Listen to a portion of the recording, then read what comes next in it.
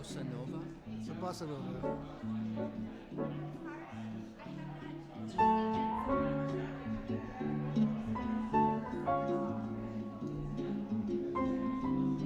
Oh, this looks lovely.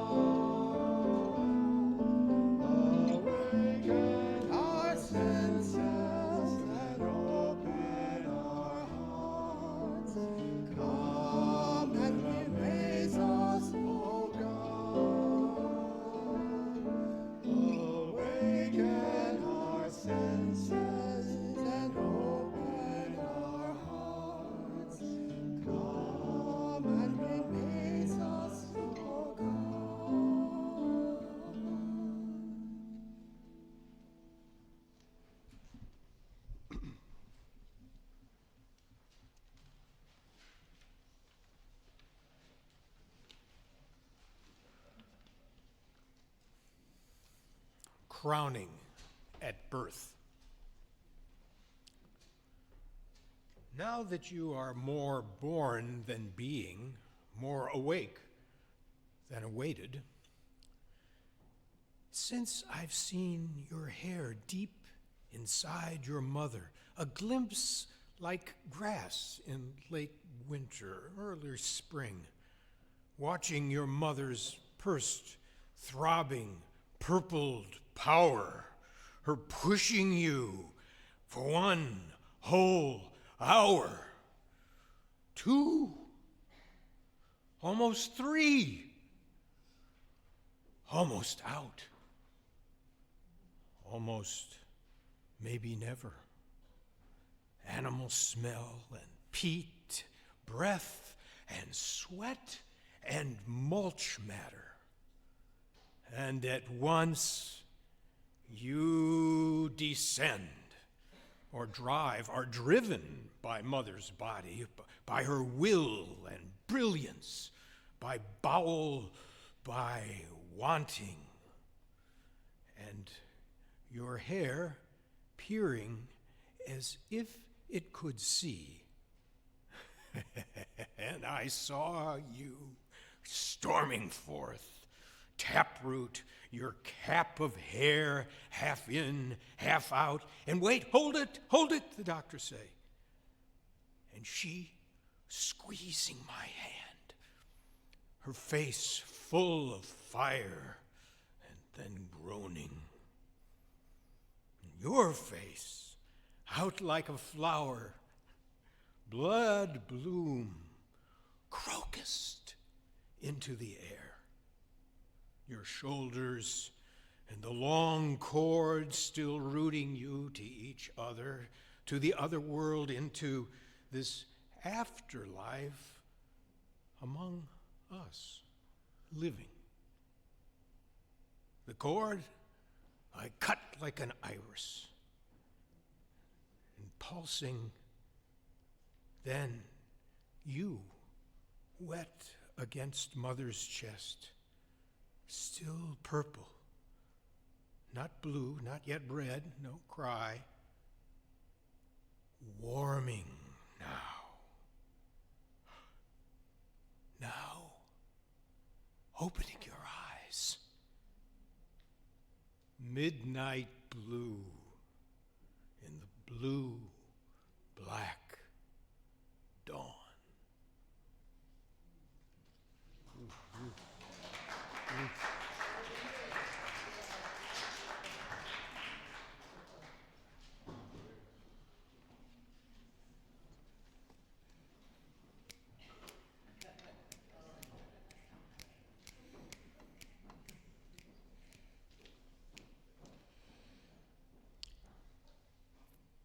Holy words,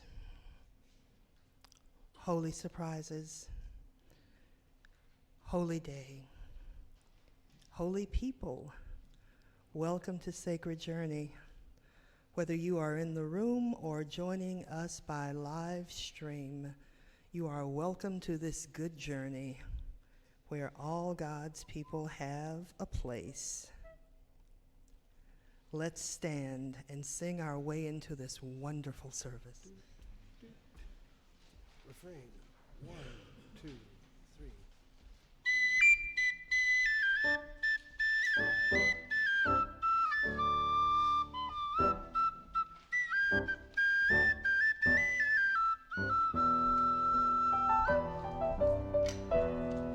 My soul cries out with a joyful shout that the God of my heart is great.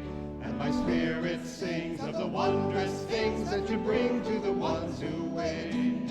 You fixed your side on our servant's plight, and my weakness you did not spurn. So from east to west shall my name be blessed, for the world is about to turn. My heart shall sing of the day you bring, that the fires of your justice burn. Wipe away all tears, for the dawn draws near, and the world is about to turn.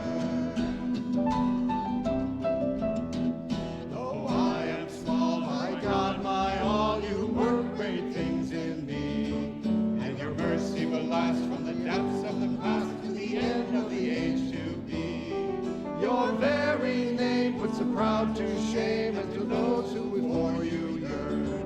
You would show your might, put the strong to flight, for the world is about to turn. My heart shall sing of the day you bring, let the fires of your justice burn. Wipe away all tears when the dawn draws near, and the world is about to turn.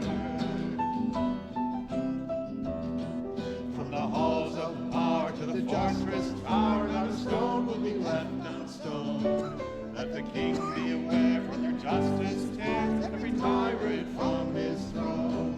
The hungry poor shall weep no more, for the food they can never earn. There are tables spread, every mouth be fed, for the world is about to turn. My heart shall sing of the day you bring, let the fires of your justice burn. Wipe away all tears when the dawn draws near, and the world is about to turn. Though nations rage from age to age, we remember who holds us fast. God's mercy must deliver us from the conqueror's crushing grasp. This saving word that our forebears heard is the promise which holds us bound, till the spirit rod can be crushed by God, who is turning the world around. My heart shall sing of the day you bring, let the fires of your justice burn. Wipe away all tears when the dawn draws near, and the world is about to turn. Let your fires of your justice burn. Wipe away all tears when the dawn draws near, and the world is about to turn.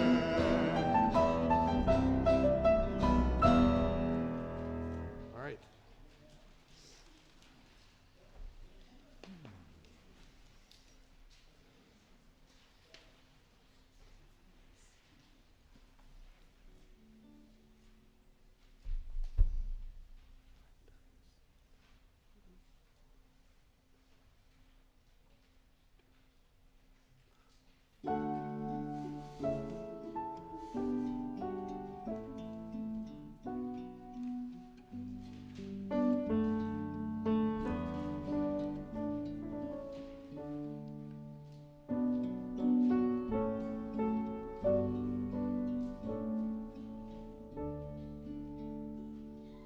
Light and darkness, light and darkness. Light and darkness, light and darkness. Light and darkness, light and darkness. Light and darkness, light and darkness. Light and darkness, light and darkness. Light and darkness, light and darkness. Light and darkness, light and darkness. Light and darkness, light and darkness. Light and darkness, light and darkness. This is the week that we reach the longest night of the year. And these feel like dark times sometimes in our nation and in our world. Darkness almost seems to have a foothold. Darkness seems to have taken root in institutions and in places that we used to see as beacons of light in the world.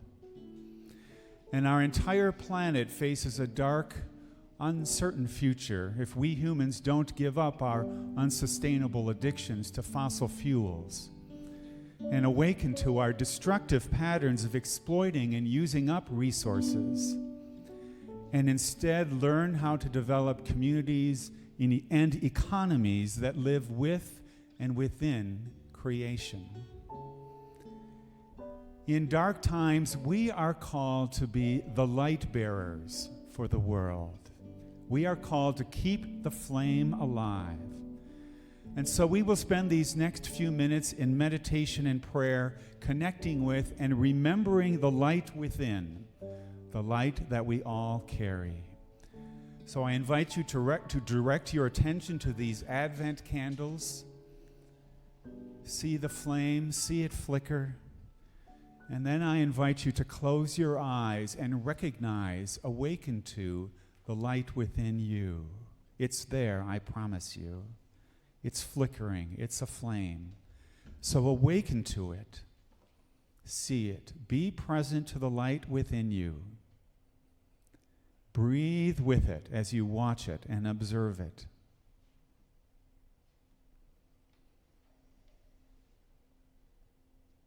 Allow this light to expand and to fill your whole being, your whole body. Your full essence is a flame. It is radiant, glowing, luminous.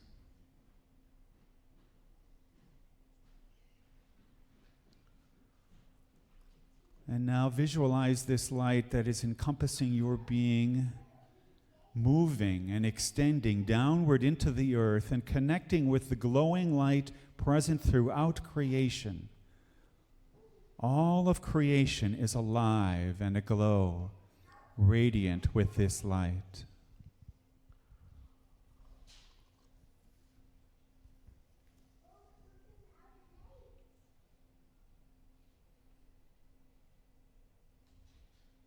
Now visualize your inner light expanding outward from you and merging with the same light that is coming from every person in this circle. All of this light comes together and becomes a fiery blaze when they all merge. Picture that blaze, see it.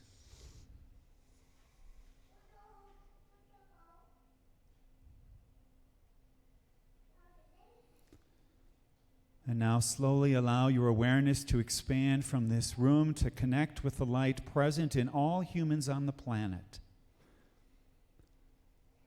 And then to merge with the light coming from all animals and plants, all sea life, all life forms.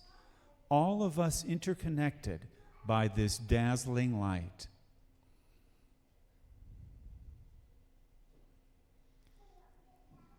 You see the reality. You see past the illusion of our separateness. All of creation is one. All of creation radiates one light, one essence. All of creation aglow, alive, incandescent with this light of love.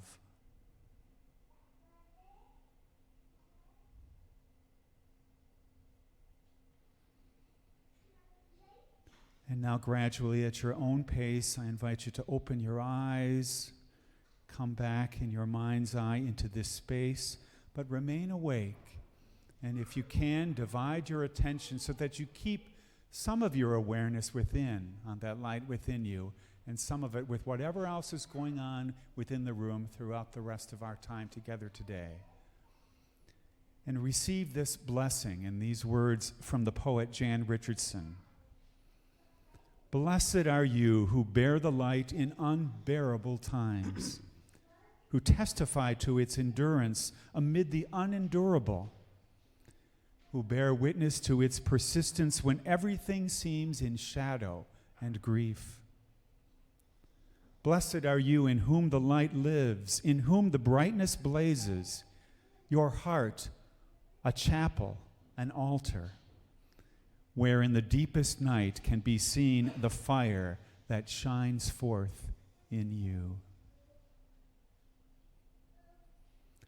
And let us join our voices in prayer by praying together these words. God of light, in these dark winter days, illuminate us with your wisdom. Help us to be builders of justice in our time. Give us eyes of compassion to see the needs of those around us, and open our ears to the groanings of our beloved planet. In these last days of the year, may we learn to be your people of the light. Amen.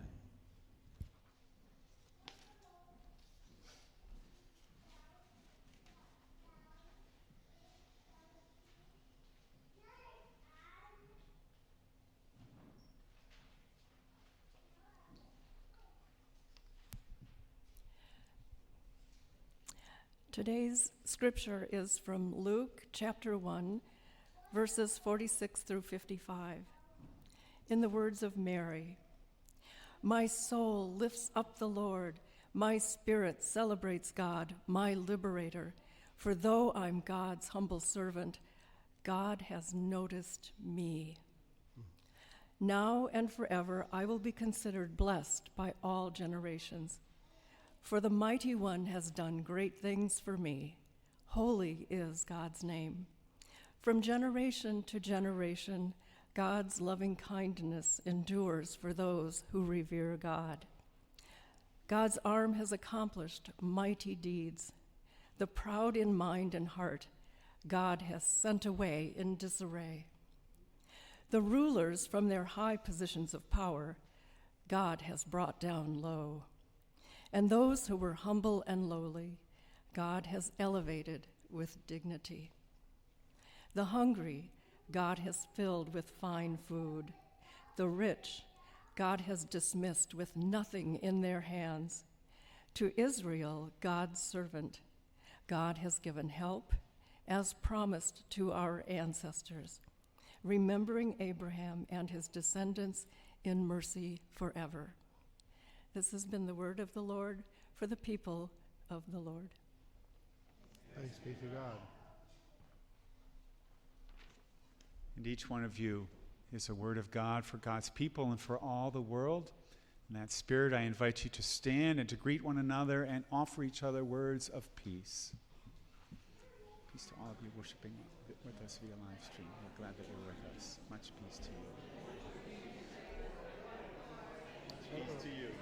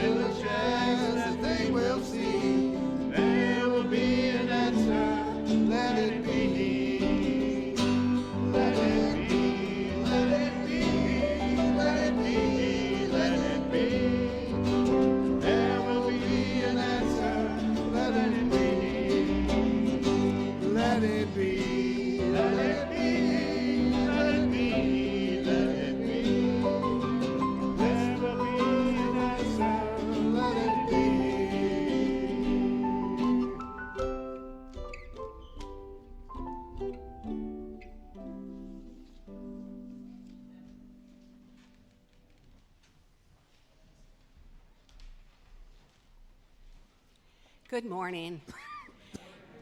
And good morning especially to the people that are usually in the front row. I hope you are in your living rooms nice and warm. And we miss you this morning. Good morning, my name is Janet Polach. And I will share a couple of thoughts about the season with you. Here we go again. Yet another angel Gabriel telling us of the impossible. Another Mary traveling across the country being 9 months pregnant. Little pageant shepherds not quite understanding why they are in the front of the church with no sheep. Our favorite carol jazzed up by a beloved country star, hauling out the decorations from the depths of the basement. Gifts that get returned and holiday bedazzle. While familiar and comforting to some, to many, it's Bill Murray's Groundhog's Day. Here we go again. So, how do we put the holy back in this Christmas? How do we find wonder in the routine that happens every year like clockwork? Before we go there, however, let's talk about Mary. The angel comes to Mary and says to Mary, "Fear not." And if Mary was truly a virgin, what might have been her real reaction? Fortunately for all of us, she takes some time to process this news and is comforted by her dear friend Elizabeth, who seems to be a good influence. Mary accepts her plight, her situation, and glorifies the Lord in these beautiful, beautiful verses. Mary rejoices that she has the privilege of giving birth to the promised Messiah. She glorifies God for his power, holiness, and mercy. She looks forward to God transforming the world from the Messiah. To be proud, the proud will be brought low, the humble will be lifted up, the hungry will be fed, and the rich will go without. And she exalts God because he has been faithful to his promise to Abraham. Amazing acceptance for a teenage virgin, if you ask me. So here we are celebrating the Virgin Mary. If all of that is true, then I've come to realize that we don't do Mary very well in the Methodist Church. I grew up in the Lutheran Church, and I think we had the same problem there. Once a year? Really? She certainly suffered scorn from her village once her pregnancy was visible, and perhaps doubt from her betrothed when she suddenly and quite mysteriously became pregnant. Yet, we only laud her on this single day. Oh, sure, we have a few nods to Mary here. There are 8 paintings in this beautiful art gallery depicting Mary and the birth of Jesus. If Jan Russell were here, she would remind us that it was the 1500s when artists first began clothing Mary in a deep robe dress with a blue robe. Maybe the ceiling in the art gallery, I don't know if you've ever noticed it, it's blue and pink. Maybe that's an homage to Mary. Maybe not. More likely the colors were selected because they matched the rug. I've decided we could take a lesson here from our Catholic friends. Yes, the Catholics. Now, many in this community are recovered Catholics, and still more grew up close enough to a Catholic that we're familiar with the rituals and the traditions. And there are many of those traditions that we can take exception to. Yet Mary, it seems to me, they got right. In the Catholic Church, Mary is everywhere. First, there's Mary in the bathtub.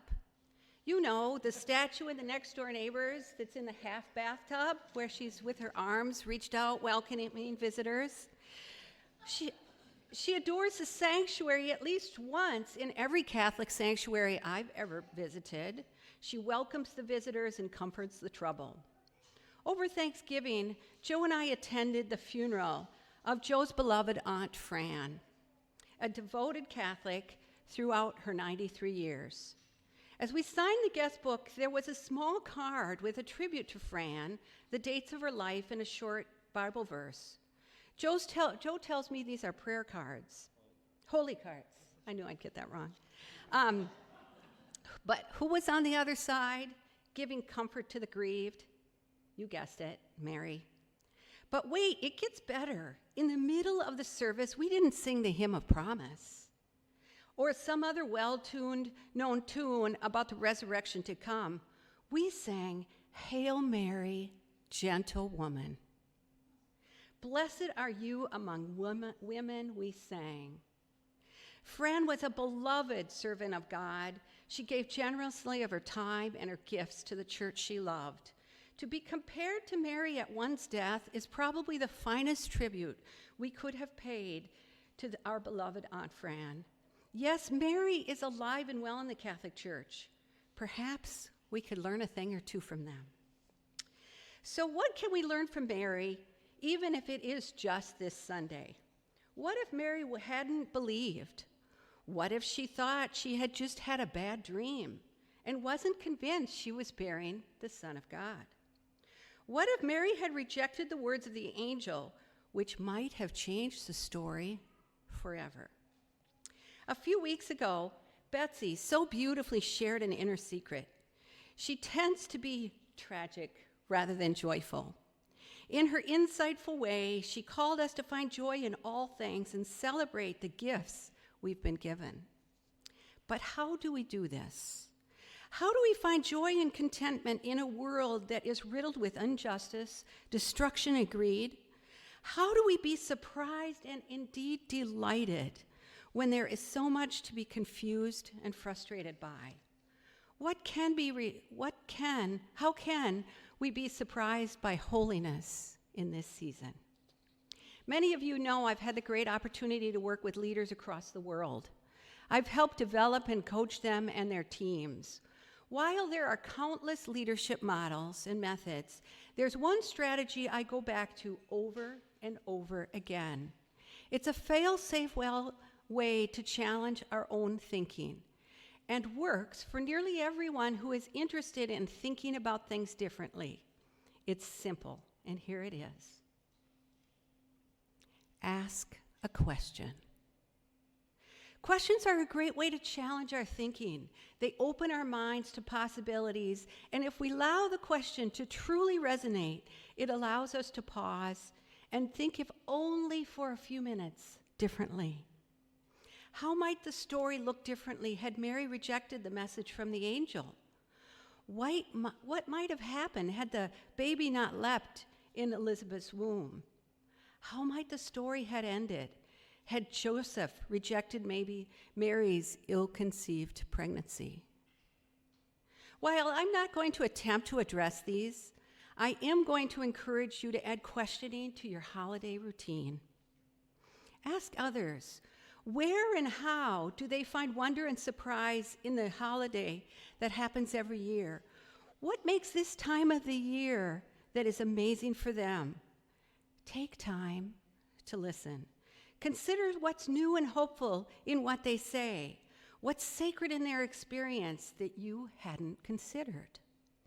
Asking great questions, however, has a couple of rules, I guess like everything. First, avoid why. Why questions look backward and they lay blame. Why questions ask for explanation, often when ones aren't available. Instead, ask what, when, or how. These questions create possibilities, different perspective, and forward-looking perspective. For example, what if the innkeeper had had a room? What if Joseph hadn't been receptive to Mary's Immaculate Conception? What if Jesus had been a girl?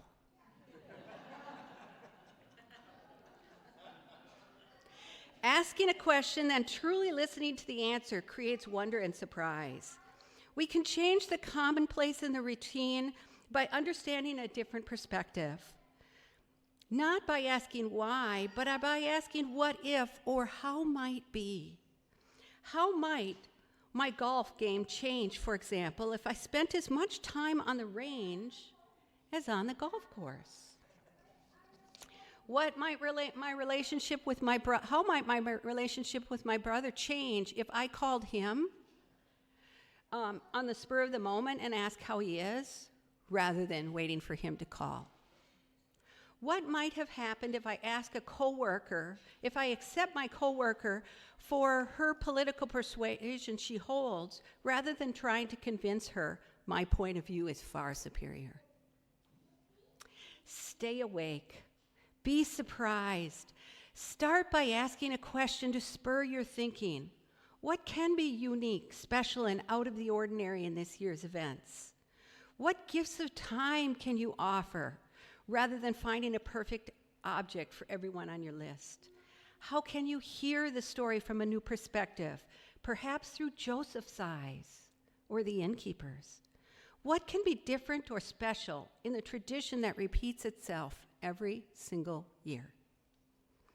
You don't know where to start? I'll help you. There's a question basket that Betsy's going to circulate around.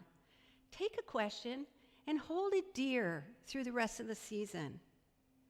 Ask the question of yourself and others, and then listen to what the world has to tell you. God bless.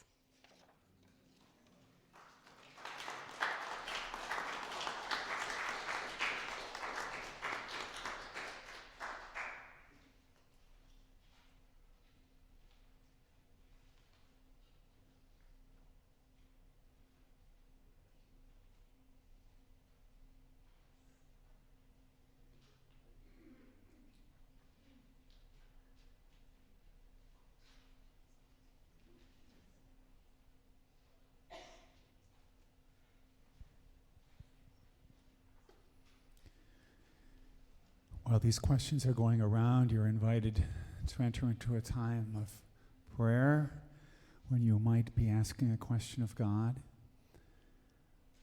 or offering your gratitude, your praise, whatever the prayer might be. And if you have a prayer that you'd like to share, a celebration, a joy, or a deep concern that you'd like the community to hear, I invite you to raise your hand and we'll share these out loud with one another. What are your prayers today?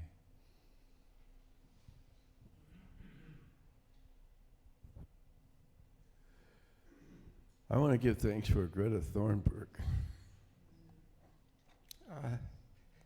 She was named Times Person of the Year, and Trump was so jealous that he couldn't stand it. I love that. But finally, here is someone who's outraged about the death of the planet. Here's someone who is a leader, and my prayer is that this will ignite the fire and keep it going so we can solve this problem, which has just become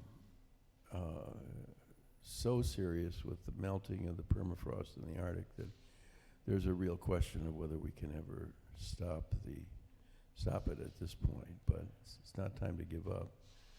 But I pray for her and her continued leadership. As a circle, let's gather that prayer into our heart and hold it there, warm it with our love, and then send it on its way.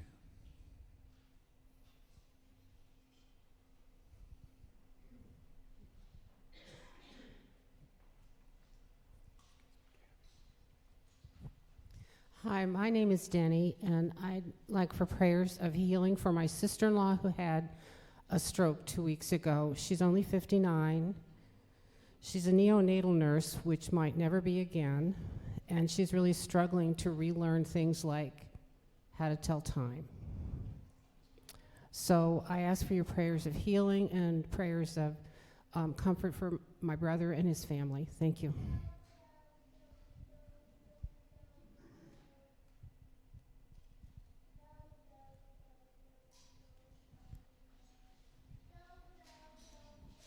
I ask for prayers for my beloved husband who's having a hip replacement. Not a hip. A hip. Sorry, not a hip. It's a knee.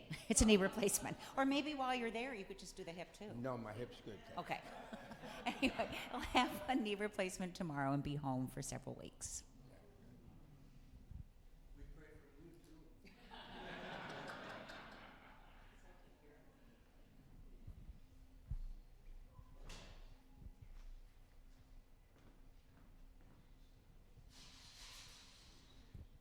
prayers for two of my dear ones who are in transition. My friend from as far back as kindergarten, Barbara, is moving into hospice care.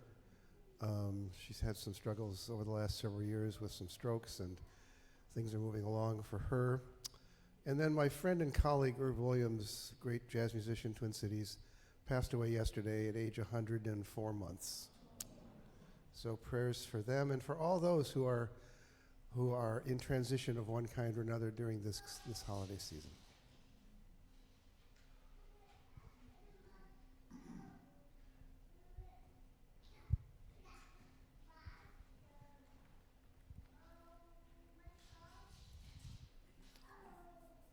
I was with my friend Wayne yesterday, who is facing a difficult decision. He is having to have an operation, and he's very frightened, and he doesn't want to be in the hospital again over holiday season, and he's afraid. And I told him that we would pray for him to give his life hope, and that would happen if we would all think of positive outcomes for him in his operation. This is my prayer.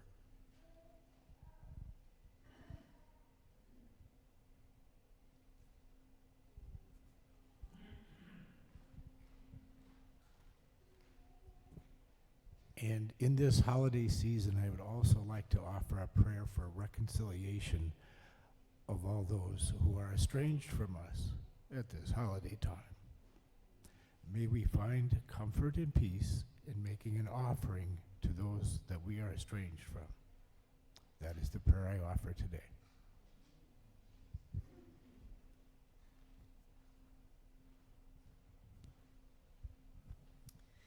We can add Marcine Johnson to our prayers for those going through transition now. We understand that she is not alert, and she is waiting for her son still to arrive, but is moving on.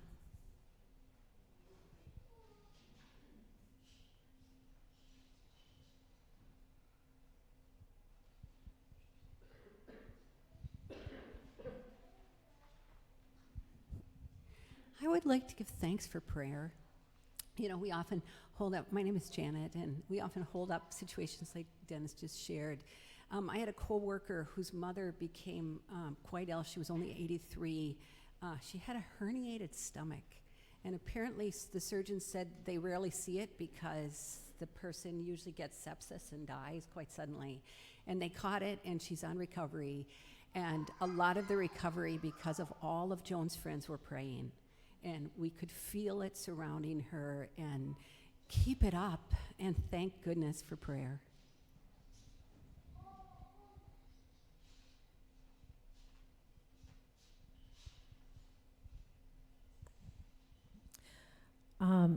I feel very thankful for the meditation today.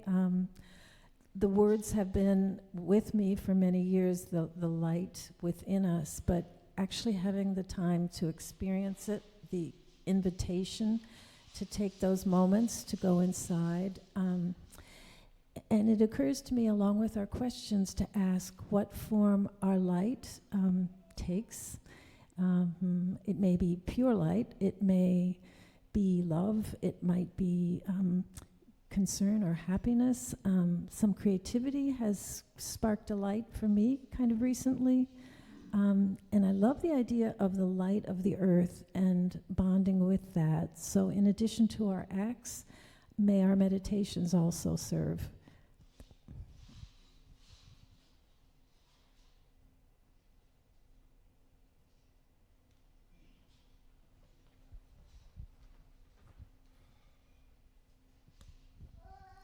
I'm Noelle.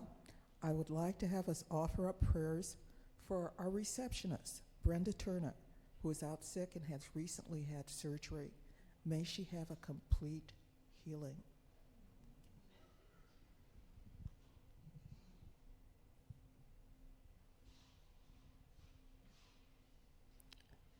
I covet your prayers for my former husband, who is being moved to a care center, that he is in a place where he can receive comfort and care, and also thanks for his wife, Mary, and all the care that she has been giving him.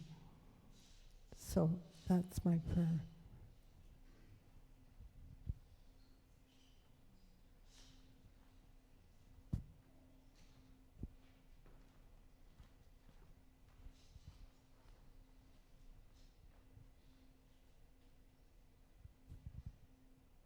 I pray for our government servants to consider the good of the country when they make their decisions. I also pray for revival of people who call themselves Christian to really live a Christian life.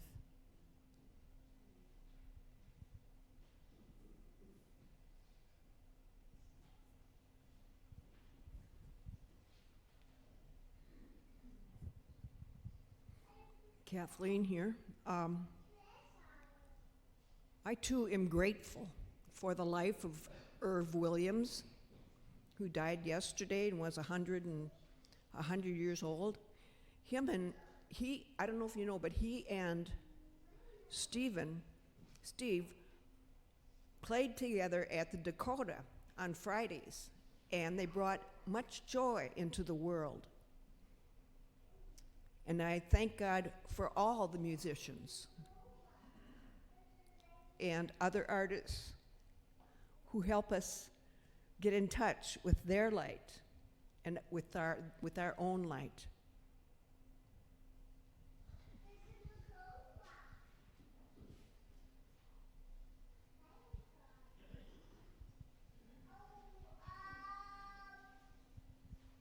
As a circle, we hold all of these prayers in our hearts, knowing that we are held in the loving arms of God who holds them as well. Amen.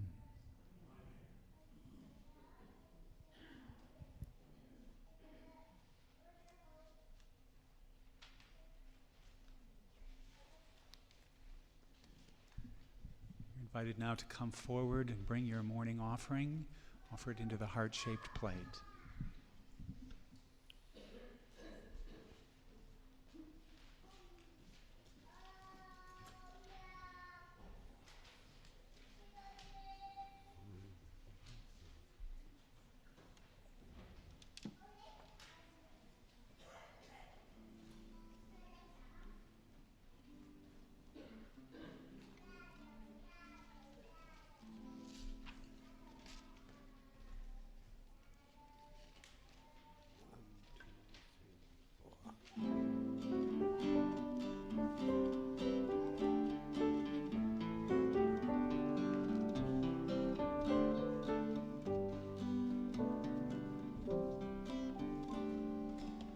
May we learn to become your kingdom. May we be your kindness and truth. Love is our calling, gift of your presence, children of God and Spirit of Jesus.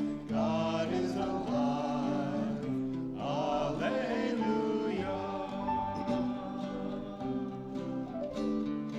Light our way, O God of living. May we learn to see with new eyes. Jesus the Lord, our power and promise. Died for the blind and food for the hungry. God is alive. Alleluia.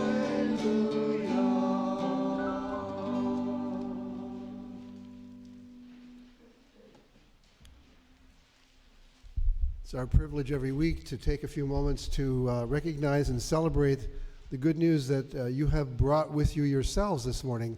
Some of you are celebrating a birthday around these days, perhaps, or an anniversary of some importance, or perhaps you're announcing the beginning of a new chapter or the closure of a chapter. burning of a mortgage, that sort of thing. It happens.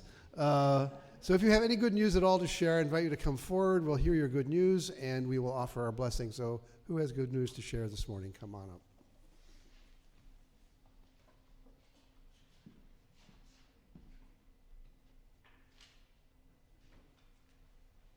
Let me grab the microphone here.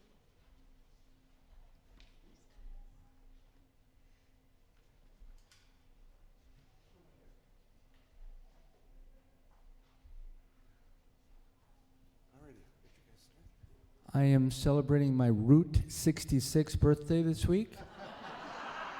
And happy to be celebrating my very first green Christmas in LA with my children. We're leaving on the 20th. And I know parts of California would be a black Christmas. My heart goes out to all those people.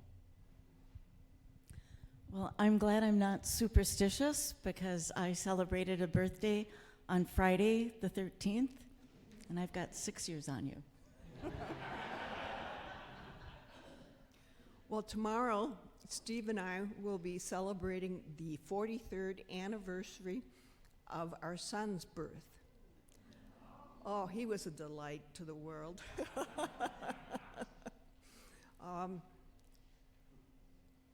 The poem this morning evoked such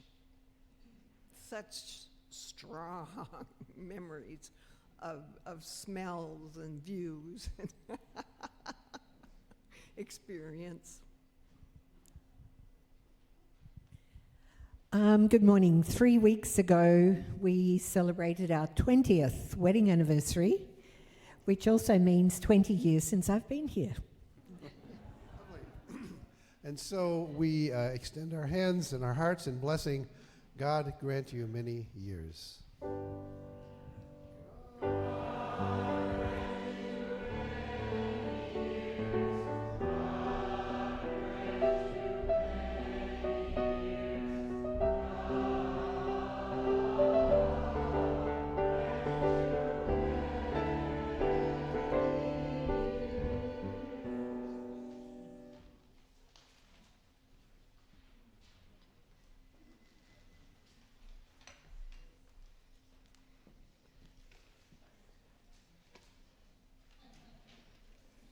Such encouragement for birthdays yet to come. The Route 66 birthday. I like that. When I grow up, I'm going to remember all these things. That's true.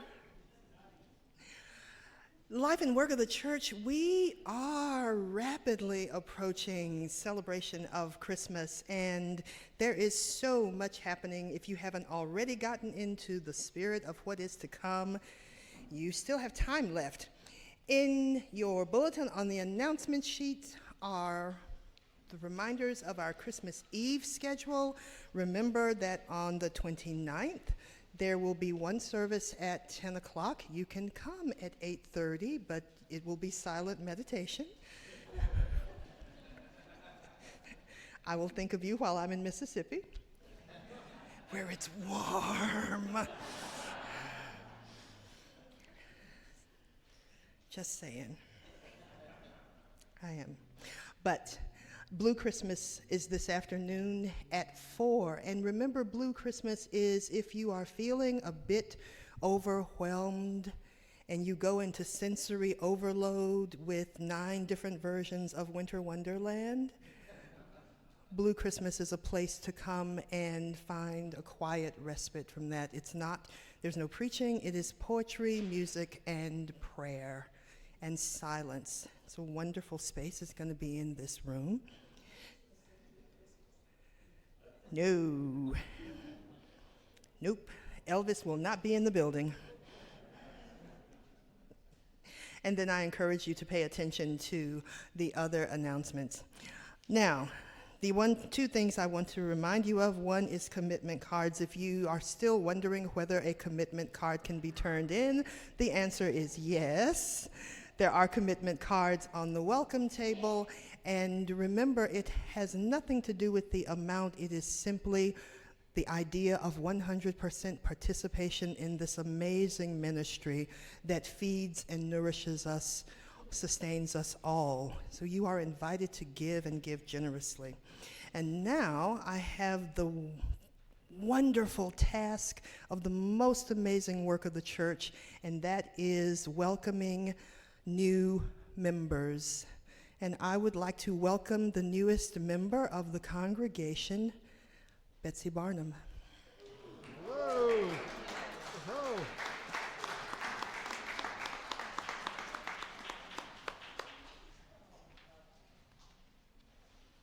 Let's step forward.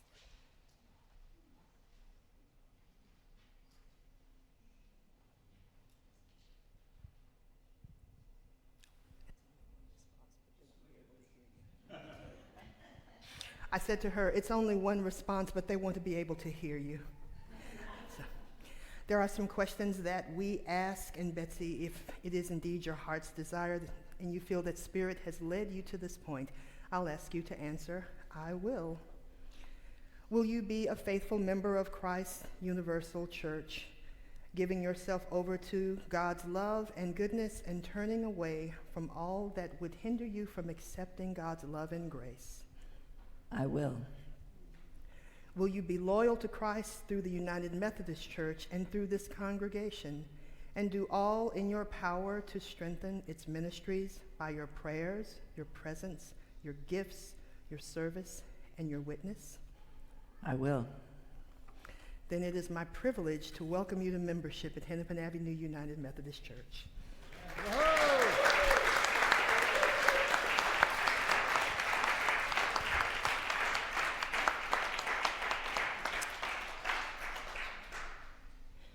And let us join together in our prayer of welcome.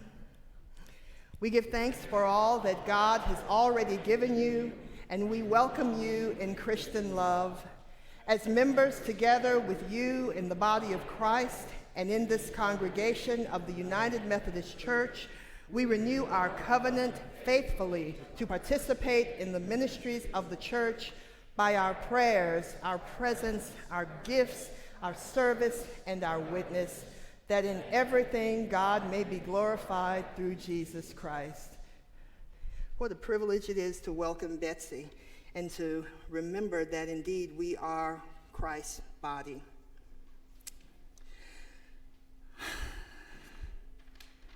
I invite you to stand and let's sing our way into the world.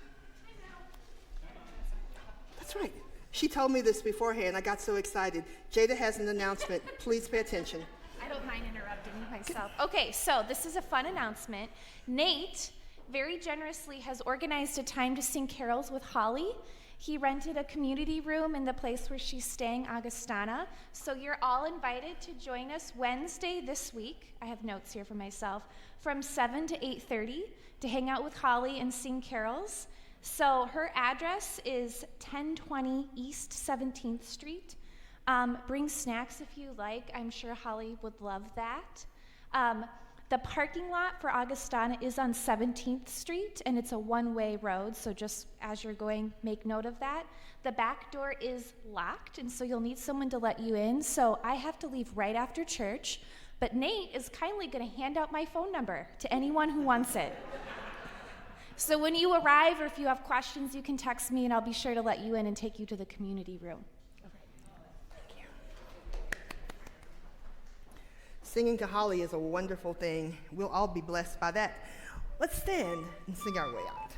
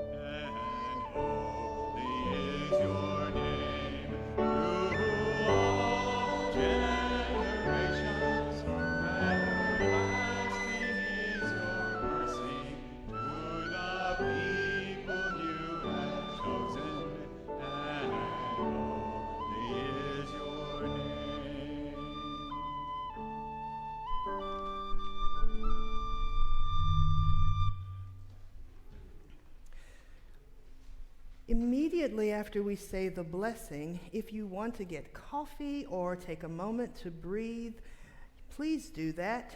We're going to take 2 minutes, and then we will move into a 20 to 30 minute time of conversation and update about our November 2nd community meeting. If you can stay, please stay. Now, remember that outside these walls there are people who do not know that they are chosen. They do not feel God's love for them. But you know that they are chosen, and you know that God loves them. When you leave here, share that news and be surprised at how lives blossom under the warmth of God's love and your care. And all God's children said, Amen.